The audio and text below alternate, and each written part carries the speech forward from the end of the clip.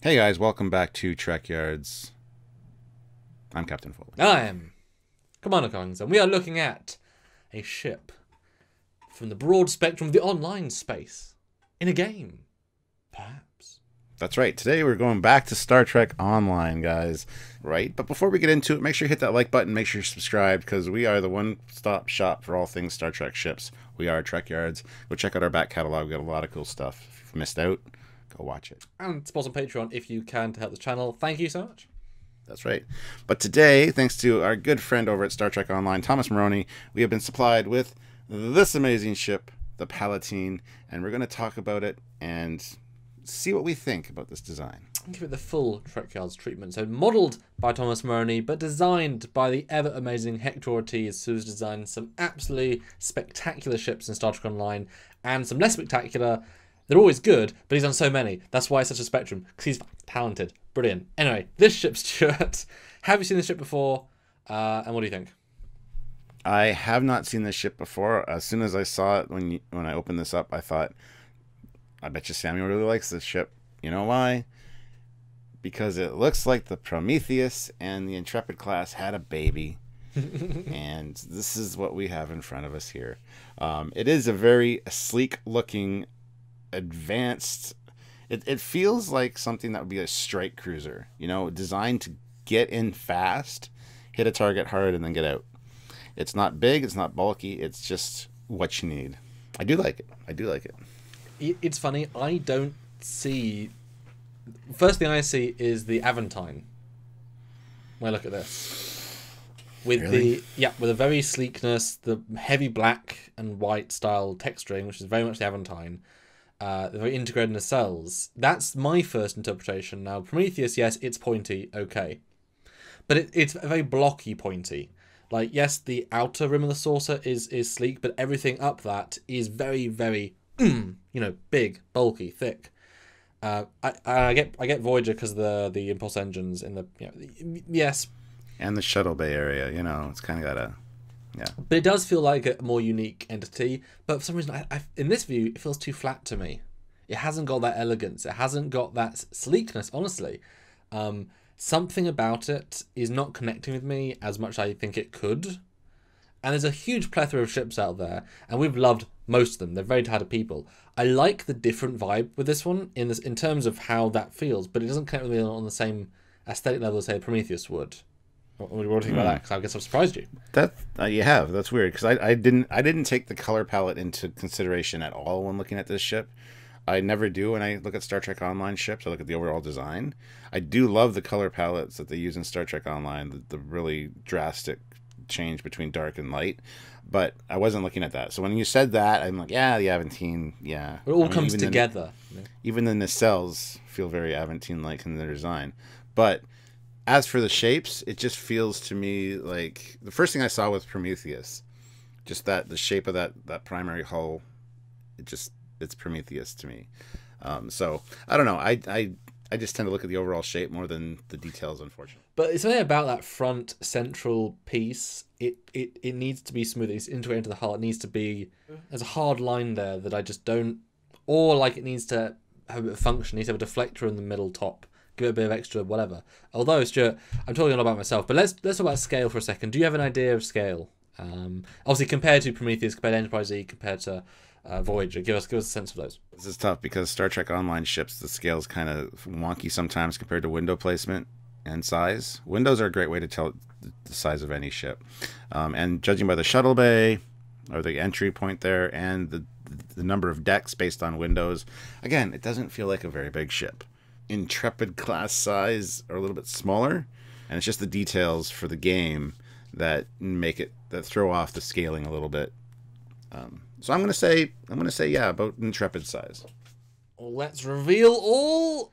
It's close to Prometheus. I think it's close enough to Prometheus to be, it's obviously they're trying to link to that, and it's relatively similar. But yeah, definitely bigger than Voyager. I kind of like the scaling, although now the top view, this also feels too long to me.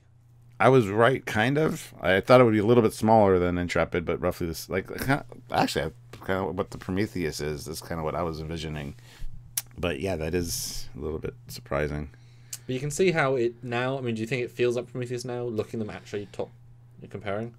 Yep, I still just see Prometheus. Okay. Especially with the way the struts are swept at the back. I mean, they're not. The front is not swept the same way. Well, they sweep forward. It's the same angles. If you had to put up a silhouette of this ship, a lot of people would say Prometheus. I mean, yeah, so, you can't tell the hulls, the secondary hull's much thicker. Why would you? Yeah, I mean, yeah, if you silhouetted it. So the side view, though, and from the side, looks a little bit odd, but to me, kind of slight relativity. It does. There was a ship we looked at not that long ago, an STO ship, that looked like a big whale from the side. It had, like, the big secondary hull. I forget what it was called. Oh, the engineer ship. Yes. That Thomas said, a lot of people just don't like it because it looks too weird, and we're like, you know what? It's got some, yeah, we can see why, yeah. But that's what I thought when I first saw this. It just seems, it does not feel, like from that first view we had of it, it feels like a much sleeker ship. Again, I thought Prometheus. Now you compare the Prometheus and this side by side profile, and it's like, yeah, that's a different ship. I would never say that's Prometheus from the side, just based on a silhouette. And definitely not sleek. I mean, even though the angles are angularly, it feels like a big, bulky ship to me. Yeah, it feels a lot bulkier than. I mean, that was one of the first things I said about seeing the other view was this is a sleek, get in, surgical strike ship almost. This doesn't feel like that now. It feels like something that is going to be rough and tumble and can definitely tangle in a battle, but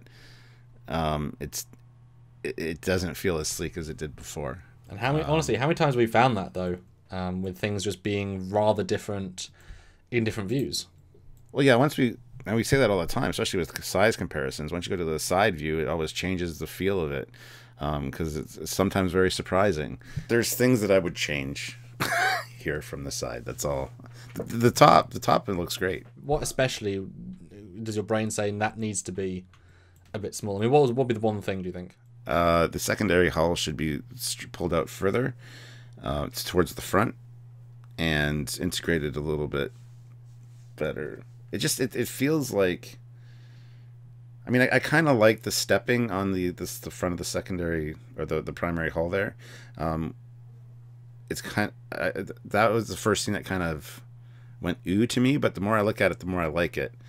So I would just say change the shape of the secondary hull, maybe squash it down just a tad and pull it forward, and kind of have that curve integrate into that front part a little bit better. Do you think it's missing the idea of having the nacelles be on a separate plane? Like, do you wish they were now above? As simple as that sounds, would that change and fix it maybe? No. I don't think that would look good in this case. I really like where they're placed because it does feel very protected, and it looks like something that would make sense in real world to have them there. Having them up and out of the way on this one, I don't think would quite work for me. Let's do it. We talk about window scale. What do you think now seeing the window scale as well? Yeah, I mean, if you look at the windows on the Galaxy class, yeah, I guess they're roughly the same-ish. But I mean, there seems to be way more decks on the Galaxy class than there's in this one. Because as we said, from the top view, it looked like there was maybe 4 or 5 decks. Well, they look more packed than the secondary hull. Yeah, because if you jump out to the first view, I mean, just how that initial line at the top has 2 decks, and then you cut to the side, it's like, wow, so weird. Hey, windows don't always work. But Stuart, the back view, this again speaks Aventine to me. And there's a shark ship that I think we looked at from STO or something similar. Whatever that was, this looks like that. But this I think fixes a lot of my sleek issues. No, it's nice looking. It doesn't have that feel it did from the side at all. As soon as you change this, it's like that weird wonky side view goes away. I promise I didn't swap the model. This is it. This is it. Yeah, I get more of an Aventine feel here than I did from the front. I will say that this doesn't feel very much like Voyager or Prometheus necessarily. Still more Prometheus than anything, for me. Now it's weird because the way that back of that secondary hull is shaped, it reminds me of the speedboat shuttle for some reason. Yes. All of a sudden. Nope. 100%. 100%.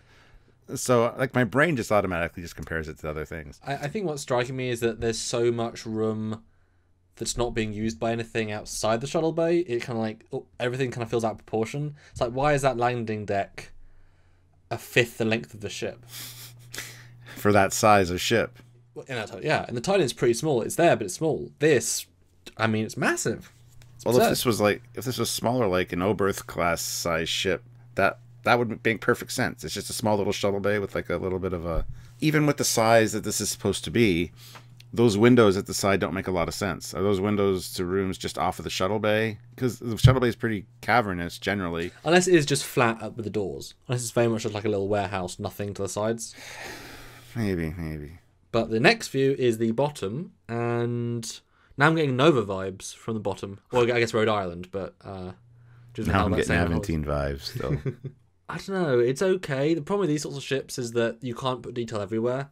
Like sometimes you've got to decide, well, where is the player looking? Here, okay, we don't need to think about it. So I don't know. Something about this one's not quite selling me as much. Yeah, I like the placement and the markings on it of the escape pods, particularly. And it doesn't feel bulky or too big from this angle. I like how all the pennants, like all the reds, kind of pop more here. Like I see them, which is nice. Yeah, that's one of the things about Star Trek Online ships I really do appreciate is the color palette. I do like that you can make them darker because it does make the Federation markings pop. And speaking of pop, the next view, that very big deflector array. Wow, this is a very different view. That you know what lens Thomas was using for these renders, but now that also feels absolutely absurdly long. Yeah, it feels too long for sure here. Like I said, you move that secondary hull up, that's a lot more usable space you could have, and have the deflector at the front, which would make the side profile look a lot sleeker, in my opinion. But I do think I like this view. I think I'm taking into account the distortion factor. It's funny, because this view makes me feel like that primary hull is too pointy. The other views, it was fine. The too pointiness, like it felt like it should be that way. This one just doesn't feel right. But I like the deflector though. Simple but effective. And some very big windows along that one deck. With the dark strip. With weapons right in front of it. Yes. Oh, you could be sitting there having a coffee, and the phaser strip's right below you. Yeah. Or you have a disco party. Next view, aft back, similar vibe. Although now there's this weird light at the rim of the back of the saucer for some reason. It's green light. Oh man, that must be blinkies. But yeah, there aren't blinkies. Why are there blinkies? What? Yeah, I like these nacelles, but at the same time, I think they're sideways. They feel sideways to me. I think it'd be better if the struts came straight out and had a little bit of a raise, and then they could be turned. I think that might look a little bit better. I think that would change the side profile as well. You said have them stick up a little bit. Yeah, if you angled the struts up a little bit and had a little bit of a curve at the end of them to change those nacelles, I think would be actually kind of a nicer look. Every view makes different feels. But the last view is top, but a slightly different view this time. It makes the saucer look even more pointy. Yeah, this one does that for some reason. It also looks flatter now because there's no shadowing, pretty much, or no showing at all. It feels like the Intrepid class right before it goes to warp, where it stretches. And it's like, take a snapshot. Oh, that looks cool. We're gonna design a ship like that. Are you concerned about how big that pennant is on the front? I just noticed it, that massive pennant. But also, where's the bridge? There's not even a bit. There's just nothing.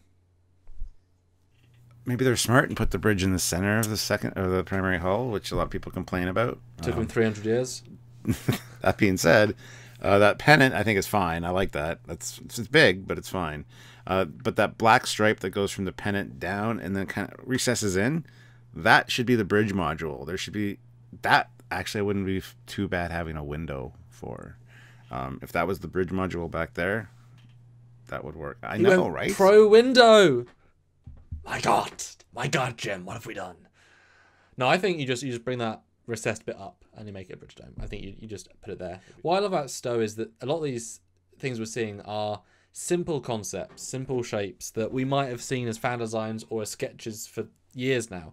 But STO, obviously, this is their job. They're being paid to make a production-ready model. Simple, yes, but ready. And so we get to see these things as a fully fleshed-out piece.